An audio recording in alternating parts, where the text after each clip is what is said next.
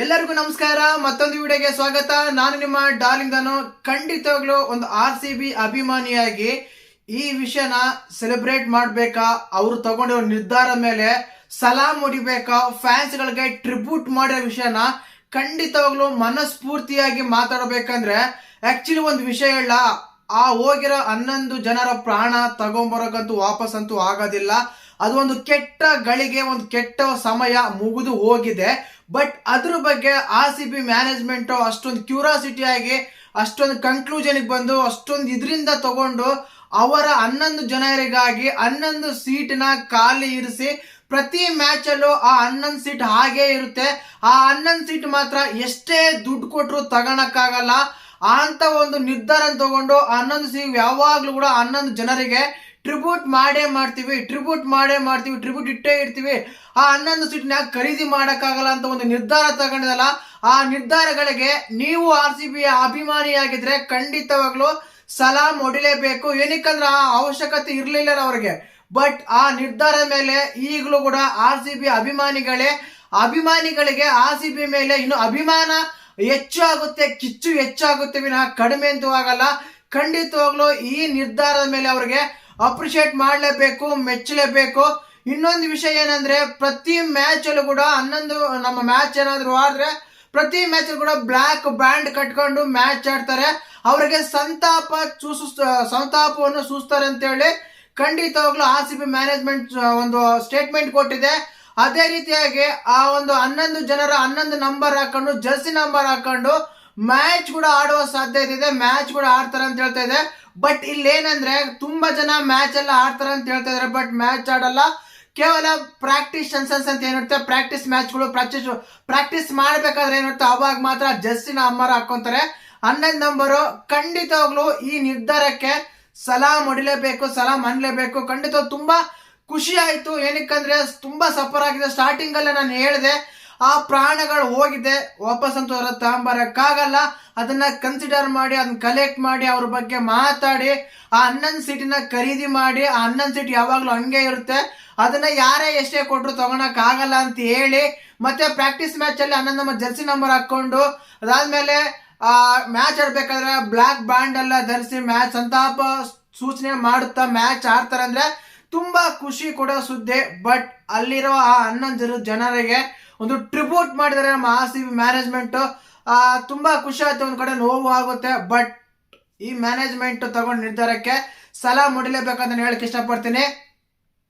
ಇನ್ನೊಂದು ಅದೇ ವಿಚಾರವಾಗಿ ನಮ್ಮ RCB ಮ್ಯಾನೇಜ್ಮೆಂಟ್ ಬೇರೆ ಓನರ್ ಬಂದಿದ್ದಾರೆ. ಖಂಡಿತವಾಗ್ಲೂ ಇಷ್ಟು ದಿನ ಯುನೈಟೆಡ್ ಆಫ್ ಸ್ಪಿರಿಟ್ ಅಲ್ಲಿ ಮಾಲೀಕರ ನಮ್ಮ RCB ಮ್ಯಾನೇಜ್ಮೆಂಟ್ RCB ಟೀಮ್ ಮಾಲೀಕರಾಗಿದ್ರು. ಬಟ್ ಇನ್ಮೇಲೆ ನಮ್ಮ RCB ಮ್ಯಾಚ್ ಟಾಟಾ ಬಿರ್ಲಾ ಅಲ್ಲ, ಆದಿತ್ಯ ಬಿರ್ಲಾ ಅವರು ಈ ಟೀಮ್ ನ ಖರೀದಿ ಮಾಡಿದ್ದಾರೆ. ಆದಿತ್ಯ ಬಿರ್ಲಾ ಅಂತ ಗೊತ್ತಿರುತ್ತೆ, ಸಿಮೆಂಟ್ ಆಗಿರ್ಬೋದು, ಇನ್ಸ್ಟ್ರೂಮೆಂಟ್ ಆಗಿರ್ಬೋದು, ತುಂಬಾ ಬೇರೆ ಬೇರೆ ಕಂಪ್ನಿಗಳಲ್ಲಿ ಇನ್ವೆಸ್ಟ್ ಮಾಡ್ತಾರೆ. ಅದೇ ರೀತಿಯಾಗಿ RCB ಓನರ್ ಒಬ್ರಲ್ಲ ಇಬ್ರಲ್ಲ 4 ಜನ ಕೂಡಿ ತಗೊಂಡಿದ್ದಾರೆ. ಇದು ಮೇನ್ ಆಗಿ ಅಧ್ಯಕ್ಷರಾಗಿ ಆದಿತ್ಯ ಬಿರ್ಲಾ ಅವರು ಇರ್ತಾರೆ. ಆರ್ಯಮ್ಯಾನ್ ಅವರು ಇವರು ಓನರ್ ಆಗಿರ್ತಾರೆ. ಅದೇ ರೀತಿಯಾಗಿ ಟೈಮ್ಸ್ ಆಫ್ ಇಂಡಿಯಾ ಗುರ್ಜಾನಿ ಅವರು ಕೂಡ ಇದಕ್ಕೆ ಮಾಲೀಕತ್ವರಾಗಿರ್ತಾರೆ.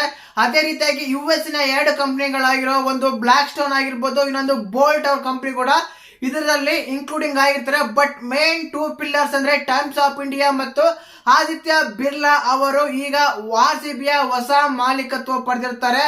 ಹೊಸ ಮಾಲೀಕ, ಹೊಸ ಸವಾಲು. ಖಂಡಿತವಾಗ್ಲೂ ಇನ್ಮೇಲೆ ನಮ್ಮ RCB ನ ಇನ್ನು ಬೇರೆ ಒಂದು ಲೆವೆಲ್ಗೆ ತಗೊಂಡು ಹೋಗ್ತೀವಿ. ಬೇರೆ ಲೆವೆಲ್ಗೆ ನಾವು ಆಡ್ತೀವಿ ಅಂತೆಲ್ಲ ಸ್ಟೇಟ್ಮೆಂಟ್ ಎಲ್ಲ ಕೊಡ್ತಾ ಇದಾರೆ. ತುಂಬಾ ಖುಷಿ ಆಯ್ತು. ತುಂಬಾ ದಿನಗಳ ಮೇಲೆ ಆಗ್ತಾ ಇತ್ತು. ಈಗ ಪ್ರೆಸೆಂಟ್ ಪ್ರಪಂಚದಲ್ಲೇ ಅತಿ ಹೆಚ್ಚು ಒಂದು ಕ್ರಿಕೆಟ್ ಸ್ಪೋರ್ಟ್ಸ್ ಟೀಮ್ ಖರೀದಿ ಆಗಿದೆ ನಮ್ಮ RCB ಅಂತ ಹೇಳ್ಬೋದು. 16,700 ಕೋಟಿಗೆ ಸೇಲ್ ಆಗಿದೆ ನಮ್ಮ RCB. ಅದನ್ನ ಆದಿತ್ಯ ಬಿರ್ಲಾ ಮತ್ತು Times of India, Blackstone ಹಾಗೂ ಬೋಲ್ಟ್ ಕಂಪನಿ ಅವರು ಇನ್ಕ್ಲೂಡಿಂಗ್ ಆಗಿ ತಗೊಂಡಿದ್ದಾರೆ. ಅಂದ್ರೆ ಸ್ವಲ್ಪ ಪಾರ್ಟ್ನರ್ಶಿಪ್ ಇರುತ್ತೆ. ಬಟ್ ಮೇನ್ ಪಿಲ್ಲರ್ ಅಂದ್ರೆ ಆದಿತ್ಯ ಬಿರ್ಲಾ ಅವರೇ ಅಧ್ಯಕ್ಷ ಆಗಿರ್ತಾರೆ. ಆಮೇಲೆ ಉಪಾಧ್ಯಕ್ಷರಾಗಿ ಟೈಮ್ಸ್ ಆಫ್ ಇಂಡಿಯಾ ಅವರು ಆಗಿರ್ತಾರೆ. ಇನ್ನು ಇಬ್ರು ಪಾರ್ಟ್ನರ್ ಆಗಿರ್ತಾರೆ. ಈ ರೀತಿಯಾಗಿ ನಮ್ಮ RCB ನ ಖರೀದಿ ಮಾಡಿದ್ದಾರೆ. ಖಂಡಿತವಾಗ್ಲೂ ತುಂಬಾ ಖುಷಿ ಆಯ್ತು. ತುಂಬಾ ದಿನಗಳಿಂದ ಯಾವಾಗಪ್ಪ ಏನಪ್ಪ ಯಾರಪ್ಪ ಖರೀದಿ ಮಾಡ್ತಾರೆ ಅಂತೆಲ್ಲ ಅನ್ಕೊಂಡಿದ್ವಿ. ಬಟ್ ನಮ್ಮ ಇಂಡಿಯಾದವರನ್ನೇ ಖರೀದಿ ಮಾಡಿದ್ರೆ ತುಂಬಾ ಖುಷಿ ಆಯ್ತು. ಇನ್ನು ಅದೇ ರೀತಿಯಾಗಿ ರಾಯಲ್ ಚಾಲೆಂಜರ್ಸ್ ಕೂಡ RR ಕೂಡ ಖರೀದಿ ಮಾಡಿದ್ದಾರೆ. US ನ ಒಬ್ಬ ಬಿಸ್ನೆಸ್ ಮ್ಯಾನ್. ಇದು ಕೂಡ 15,300 ಕೋಟಿಗೆ ಸೇಲ್ ಆಗಿದೆ. ಒಂದಾನೊಂದು ಟೈಮ್ ಅಲ್ಲಿ 300 ಕೋಟಿಗೆ ಸೇಲ್ ಆಗ ಕಷ್ಟಪ್ಪ ಅನ್ನೋ ಒಂದು RR ಟೀಮ್ ಈಗ 15,300 ಕೋಟಿಗೆ ಸೇಲ್ ಆಗಿದೆ. ಖಂಡಿತವಾಗ್ಲೂ ಇನ್ನು ಬರ್ತಾ ಬರ್ತಾ IPL ಗೆ ಕ್ರೇಜ್ ಜಾಸ್ತಿ ಆಗುತ್ತೆ ವಿನಃ ಕಡಿಮೆ ಅಂತೂ ಆಗಲ್ಲ. ಇದಂತೂ ಬರೆದಿಟ್ಕೊಳ್ಳಿ ಖಂಡಿತವಾಗ್ಲೂ. ಇನ್ನು ಇದೇ ರೀತಿಯಾಗಿ BCCI ಕೆಲವು ರೂಲ್ಸ್ ಗಳೆಲ್ಲ ತಂದಿದೆ. ಏನಂದ್ರೆ ಅದು ಗೊತ್ತಿರುತ್ತಲ್ಲ, ಆಲ್ಮೋಸ್ಟ್ ಸೇಮ್ ಇದೆ.